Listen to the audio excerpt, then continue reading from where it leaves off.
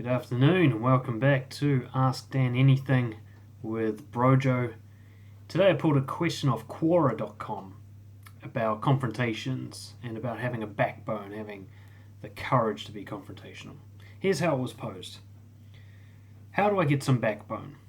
I buckle when in a situation that I have a great reason as well as facts to defend, but when the confrontation happens, I never think of what to say till after it's done and over with. Help me learn to stand my ground. Okay. Fear of confrontation is really, really common.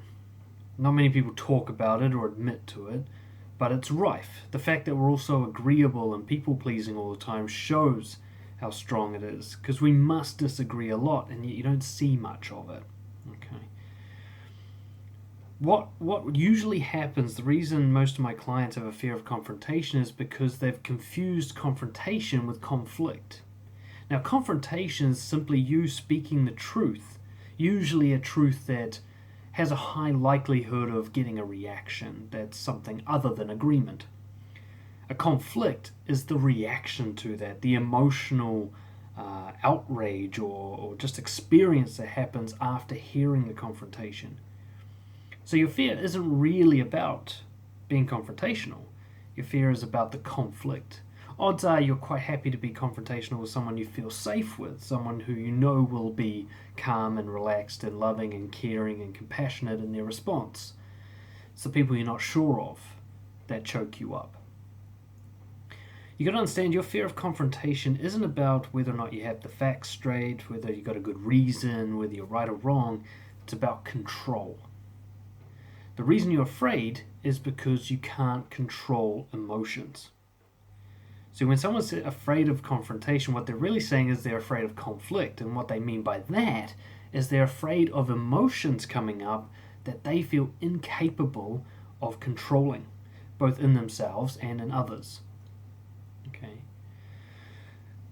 Your issue isn't having a backbone problem. Okay, your issue isn't really about courage, because you're right to be afraid of trying to control emotions, because you can't.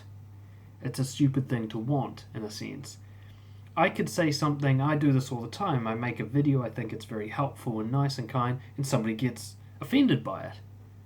No matter how I word my stuff, no matter how compassionate and generous and accurate I try to be, somebody always gets pissed off by it.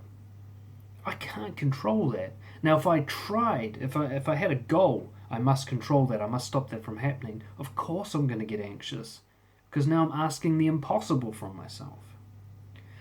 So your fear of uncomfortable emotions and your desire to control them, aka prevent them from happening, is what blocks you up. Because your brain comes into this confrontation and thinks, how can I guarantee that nobody will have any uncomfortable emotions? And it can't guarantee it, so it doesn't do anything. It doesn't interact in an impossible situation. So the real problem is you're pressuring yourself to manage the reactions, both theirs and yours, that come after your confrontation. Your brain knows it's impossible, so it bails out. And then you think of all those bright things to say later on when there's no risk of emotional conflict. The trick here is you have to let go of that control. You have to let go of controlling your own emotions and let go of controlling theirs. Easier said than done, I know. Think about it, rather than letting go of control, letting go of winning, of convincing them, on being right, on changing them, on them agreeing with you, of you looking good, of you appearing to be intelligent, all of those things. To let go of those things and focus instead just on the confrontation, just on being honest, trying to be truthful, stating your point of view. If they don't agree with you, so be it. If it offends them, so be it.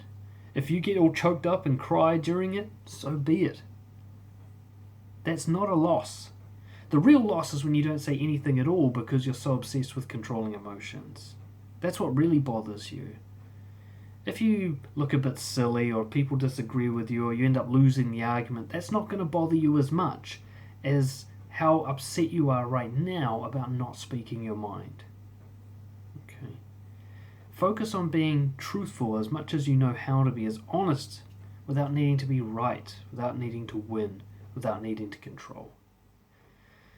Now, easier said than done, so you can start small. One way is to just start talking about things you usually hold back because you're worried that people will get upset. Maybe your preferences.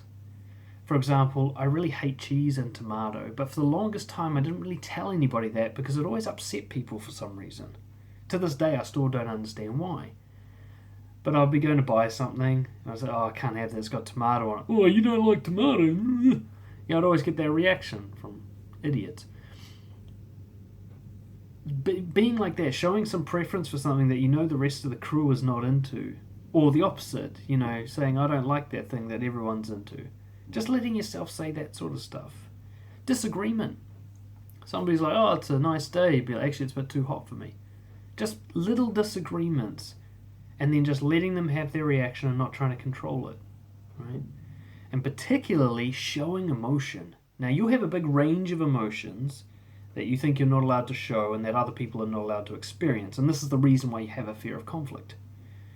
Anger, perhaps. Confusion, disgust, outrage, sadness, offense. Whatever these are, practice showing them. Feeling a bit tired and antisocial at the party, don't pretend to be happy. Be tired and antisocial.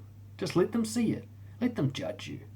Let them do whatever they're going to do, just so you can build up a resilience to people having a reaction and to you having your emotions.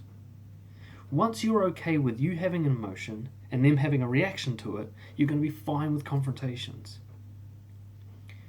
When people do react, here's the last and most important point. Just let them react. Let them continue with that. Once you've expressed yourself, your job's done. You don't have to change them. You don't need to convince them. Let them be wrong forever. Let them be outraged. Let them misunderstand you. Now, if they want to have a compassionate, nice conversation with you to understand more, sure. But if they're just going to rage at you, fuck them. Move on with your life. I promise you, I'm talking as a person for 25 years-ish, I had a crippling phobia of confrontation. I wasn't just scared of it, I literally could not speak in disagreement. And now I'm fine with it. And it's based on what I'm talking about today. I learned to be okay with me having emotions and with other people reacting to it. If someone's sad, I just let them be sad. If someone's angry, I let them have that anger. As long as they don't punch me in the face, there's nothing to worry about here. If you can get to that point where you just let people be in that disagreeing place, then you won't have the fear of confrontation. But in order to get there, you have to let go of winning. Hope that helps. Subscribe to the channel if you want more, and of course support us in the link below if you really want more videos like this and you want to become a Brojo member with all the special perks. And I'll see you guys for the next one soon. Cheers.